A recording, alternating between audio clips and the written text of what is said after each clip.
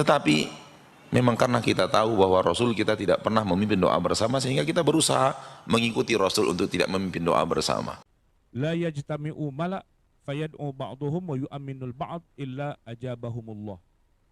Tidaklah berkumpul orang-orang, kumpul nih rame-rame, ijtama'a, ya kan, yajtami'u malaun.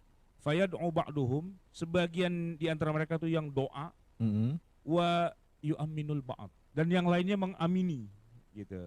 Mereka kan jamaah seperti sekarang kayak iya, gitu. kan kita habis sholat kan ada yang doa satu orang tuh. Iya, yang lain amin. Yang lain cuma enggak baca ya amin amin amin amin gitu kan, dibilang bid'ah tuh. Itu hadisnya sahih rawahul Hakim. Bagaimana lu bilang bid'ah? Enak aja, enggak baca hadis apa bagaimana?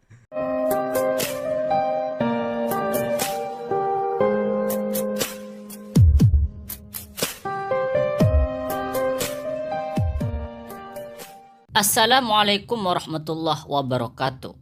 Menurut Wahabi, doa berjemaah, doa bersama-sama dengan dipimpin oleh seseorang, kemudian yang lain membaca amin, itu adalah bid'ah.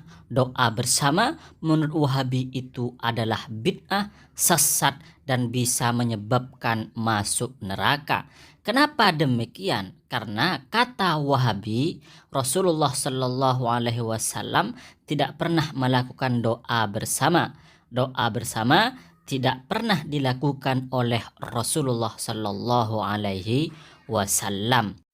Mari kita dengar salah satu pernyataan dari salah satu Ustadz Wahabi tentang doa berjemaah atau melakukan doa bersama. Tetapi memang karena kita tahu bahwa Rasul kita tidak pernah memimpin doa bersama, sehingga kita berusaha mengikuti Rasul untuk tidak memimpin doa bersama.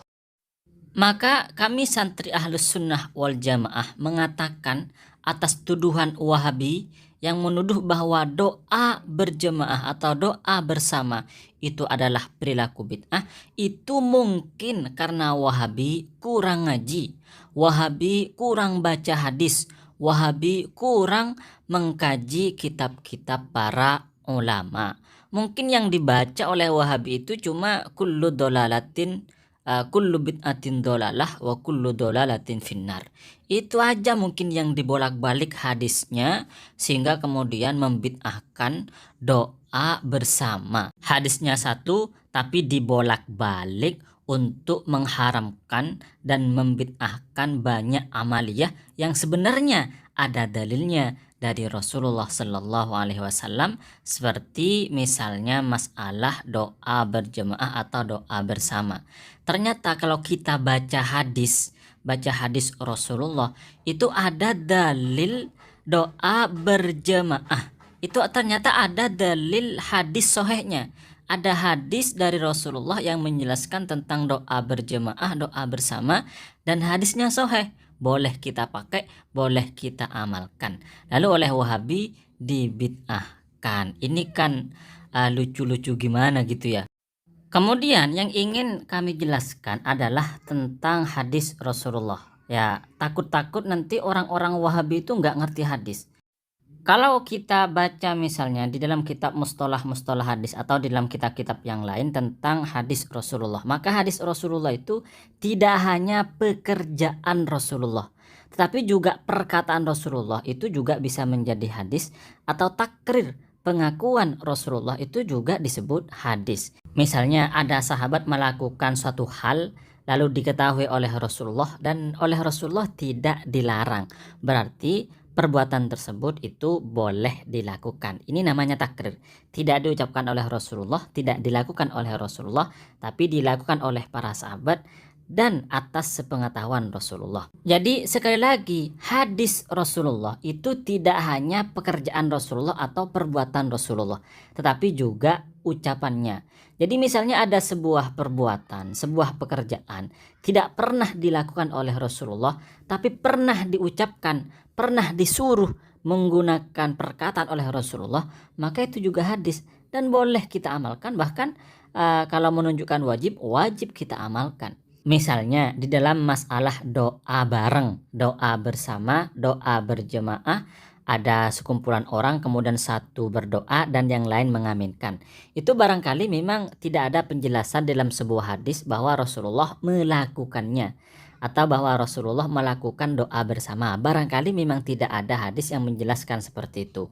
Tetapi Rasulullah Shallallahu Alaihi Wasallam pernah bersabda tentang doa bersama, tentang doa berjemaah. Ada satu yang berdoa kemudian yang lain mengaminkan. Itu ternyata sudah disabdakan oleh Rasulullah Shallallahu Alaihi Wasallam, sehingga kita boleh melakukan doa berjemaah atau melaksanakan doa bersama, satu berdoa kepada Allah dan yang lain mengaminkan.